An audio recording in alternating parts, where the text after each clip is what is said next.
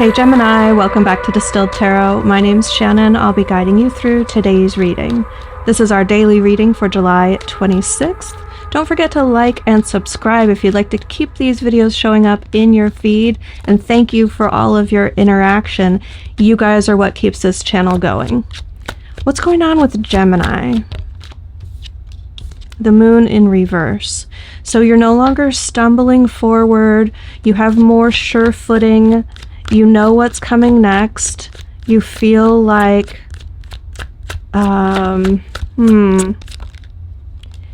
it's like you're almost getting bored with how difficult it is. You feel like your environment is trying to frustrate you or scare you or slow you down. And you're like, been there, done that, whatever, sure. You're so scary and frustrating. It's a really interesting vibe that I'm getting off of this right now. Your challenge is the Seven of Cups. So there's something that is tempting you, pulling you in a lot of different directions. You're not sure what you want or whether or not you want something specific. Let's see, 10 of Wands at the bottom of the deck. You want to be done with it. You want to get back to real life. You feel like this isn't like a normal phase of life that you're going through. Your focus is on Judgment in reverse, like, heck no, I'm not going back. So it may seem like life is handing you one option or shoehorning you in a certain direction, like, go back to that old job or reconnect with that ex or start doing things the way that you used to do them. You're having none of it. You're like, no, that's not what I'm doing anymore. I will stumble through this unknown territory as long as I need to until new stuff is presented to me. Let's see. I think that's why you're not sure what you want, is because you're not wanting anything that you're seeing, at least. In the recent past, we have the Seven of Wands in reverse. I think for some of you, you've reevaluated your standards and lowered the bar. This may be in a healthy way or a less healthy way. It really depends on your situation and your point of view.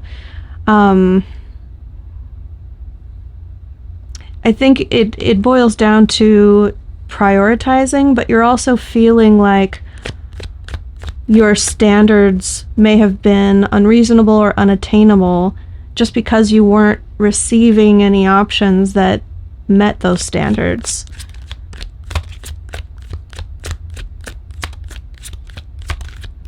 Let's see.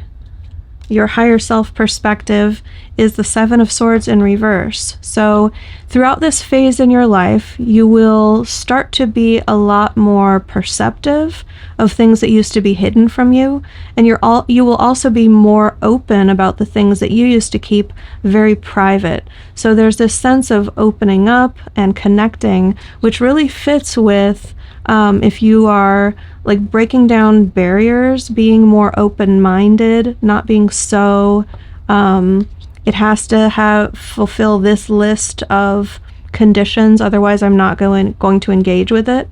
So perhaps it's looking more like that is a healthy reevaluation of your standards, your requirements for your own life. In the near future, we have a lot of abundance. I do feel like this is a strong financial uptick in your finances. You're going to start to see more money coming in. It also feels like from multiple streams. So if you have like a side business, or you just work like multiple part-time jobs, you're going to start to see revenue flowing in from multiple streams. It's It doesn't feel like it's a lot all at once. It feels more like it's a lot of different revenue streams. And that is exciting to you because it represents like being able to build each one of those revenue streams up and having variety in the things that you focus on, not having all your eggs in one basket when it comes to making ends meet or bringing in money. It feels like you're going to respond in a very excited way. You like to have a lot of irons in the fire, and this is going to show you that the things that you're trying to set up are going to work, and you can build them even more.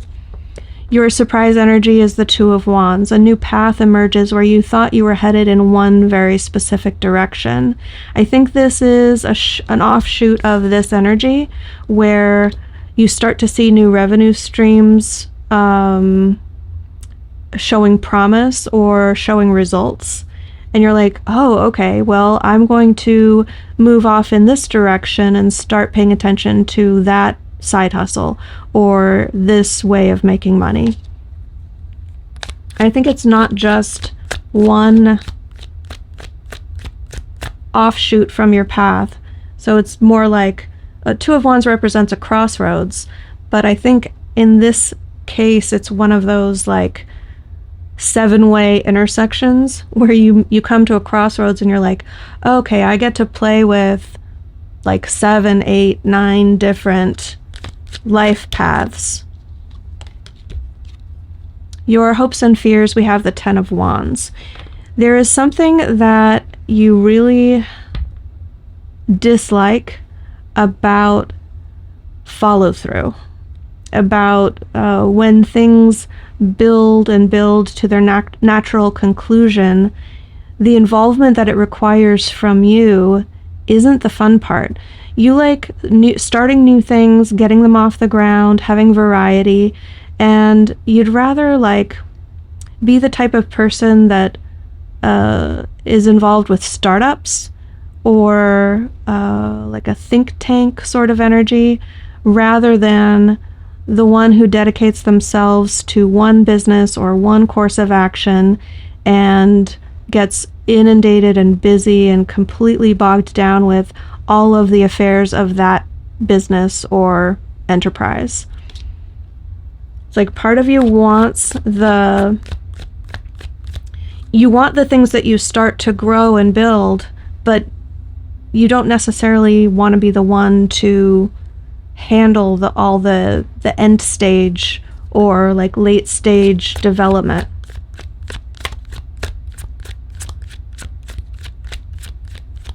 Once it requires all of your time and attention, you want to start delegating, you want to start switching it up. It starts to feel oppressive. Your end result is the Four of Swords. So as these opportunities start to unfold, it's not like you're being handed opportunities. It's more like the things that you have put into motion start blossoming. You're going to take some time to reflect and get together a game plan. How am I going to go about this? It's like you began a lot of efforts all at once and you weren't sure which ones were going to pop.